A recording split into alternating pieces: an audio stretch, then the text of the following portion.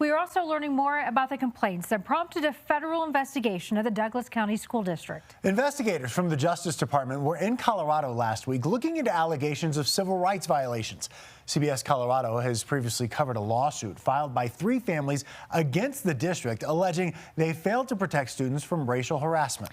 Many of the same families protested outside district headquarters. They're calling for change. Your reporter in Douglas County, Olivia Young, joins us live now. And Olivia, last week you reported the family behind those efforts spoke to the DOJ as part of this investigation. Yeah, that's right, Michael. And since my story on the DOJ investigation last week, another family reached out to me to share their child's experience of racism in the district and concerns with how leadership handled it. But the DOJ investigation doesn't just center around claims of racial discrimination. Families are also speaking with investigators about alleged disability discrimination. I spoke with the state disability advocate system to learn more.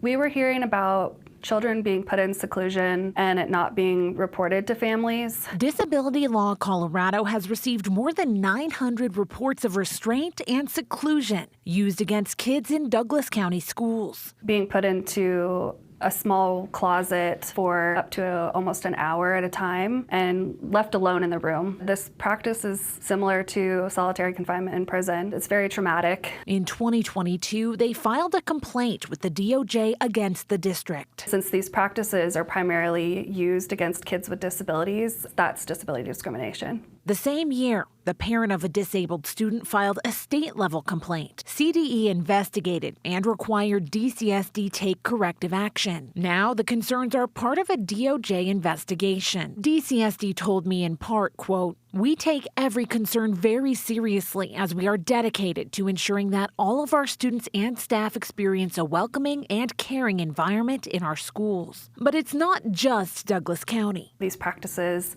are pretty widespread in our schools. Colorado law allows seclusion and restraint in schools in emergency situations. Students are being put in seclusion as a result of some sort of discipline as opposed to an ongoing emergency, and that's not appropriate. The DOJ investigation could lead to a settlement mandating changes to DCSD policy. We really wanted to use this to try to push for a ban of seclusion in the school district to then try to push for a ban statewide.